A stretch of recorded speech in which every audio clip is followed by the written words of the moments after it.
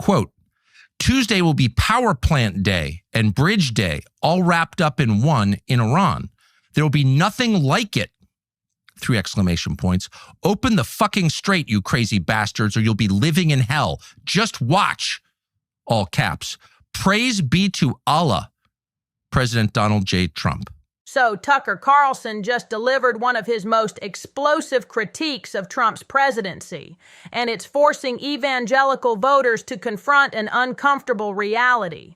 We're looking at Trump's Easter morning threat to bomb Iran's civilian infrastructure while invoking Allah. This isn't typical political theater. This is a theological crisis for Christian America. Let's break this down. And that's a question Christians should have begun to ask themselves on January 4th of this year. And that was the day that the president announced the arrest of the president of Venezuela, Nicolas Maduro, who was, no question, an anti-American leader and a socialist, not someone most Americans liked or really had cause to like. So the problem is not necessarily that Trump was against an anti-American leader. In fact, that was a benefit in the eyes of most of his voters. The problem was why we did it. And why the president told us he did it. And that was for the oil. Tucker's absolutely right here. Christian just war theory dating back to Augustine requires righteous intent, never resource extraction. When Trump openly admitted the Venezuela invasion was for the oil, he violated the 8th commandment. It's literally state-sanctioned theft dressed up as foreign policy. And evangelical leaders stayed silent. In fact, that's not acceptable for Americans or any civilized people because taking other people's stuff by force cannot be allowed. In fact, preventing that is the basis of our legal code. If there's one thing that every person knows that is, in a civilized country, you can't steal without penalty. It's not allowed. That doesn't belong to you. You can't shoplift. You can't rob banks. You can't embezzle. You can't invade countries to steal their stuff because they're all varieties of the same theme, which is theft. And theft is wrong. This cuts to the heart of Christian ethics. The 8th commandment explicitly forbids theft. Yet here's Trump promising to steal Iranian resources through military force. Augustine's just war doctrine requires defending the innocent, not pillaging their natural resources. Tucker's connecting dots most pastors won't touch. It is vile on every level. It begins with a promise to use the U.S. military, our military, to destroy civilian infrastructure in another country, which is to say to commit a war crime, a moral crime against the people of the country, whose welfare, by the way, was one of the reasons we supposedly went into this war in the first place. Tucker's invoking Geneva Convention protections here. Targeting civilian infrastructure like bridges and power plants constitutes collective punishment under international law. Look at what happened in Iraq after 2003. Infrastructure bombing created humanitarian disasters that killed more civilians than direct combat. The playbook never changes.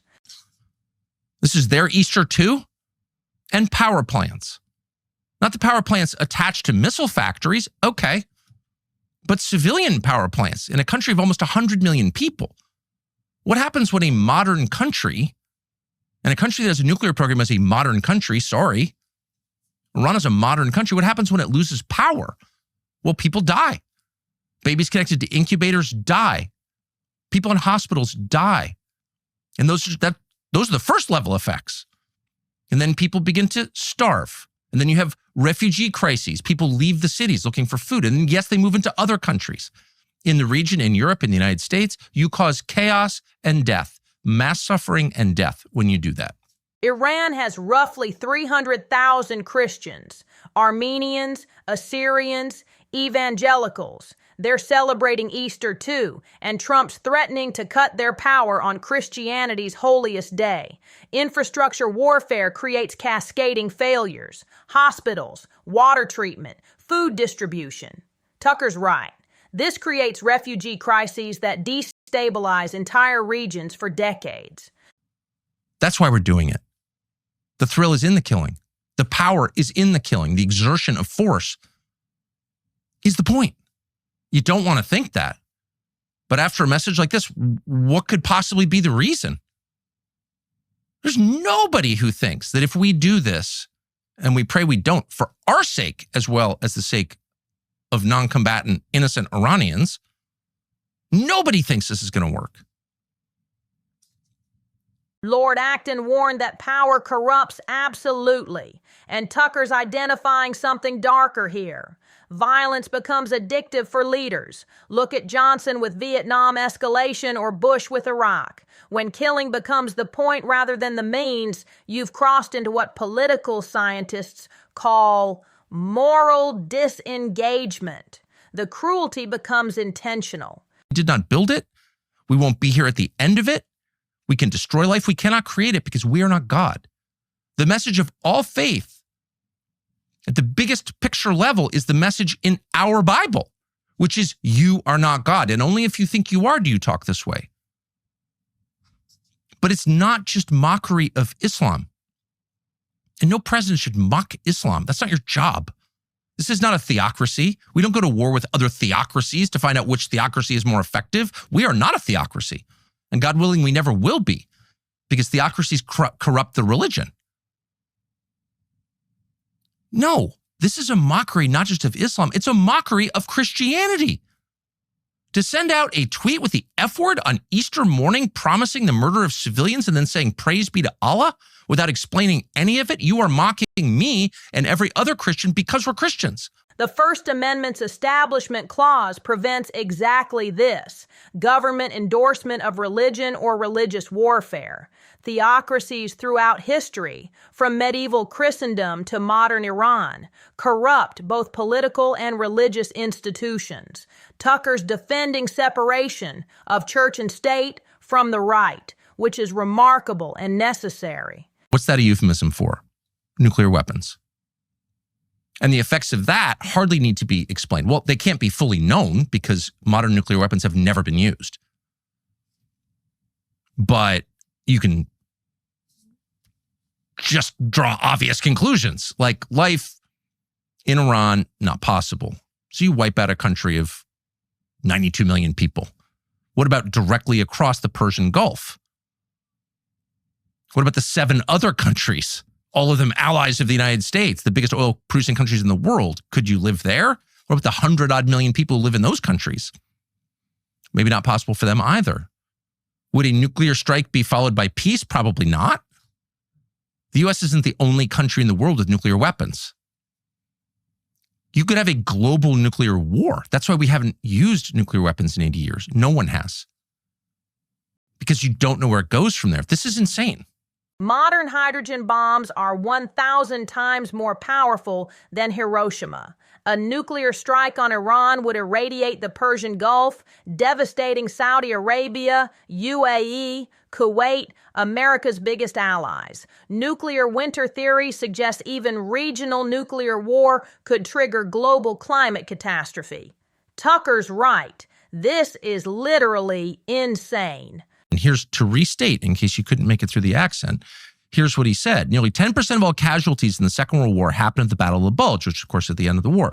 The Battle of Okinawa, 50,000 casualties, nearly 13,000 killed on that island, which is what convinced Truman, Harry Truman, the then president in 1945, we'd lose 1 million men if we didn't drop the atomic bombs that we did. Did you hear that?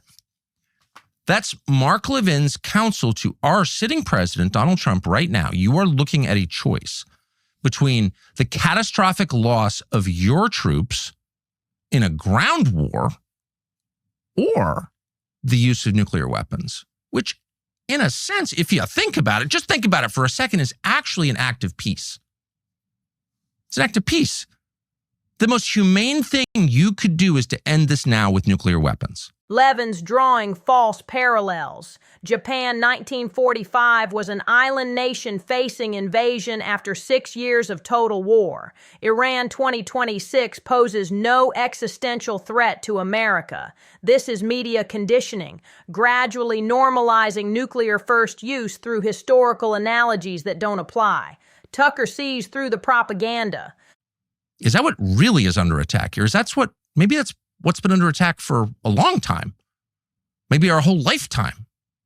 Maybe almost everything we see is an attack on that faith. The one faith that is always attacked, always and everywhere for 2,000 years. It's one. Many faiths have been attacked. Many religious people of different religions have been killed over the past 2,000 years.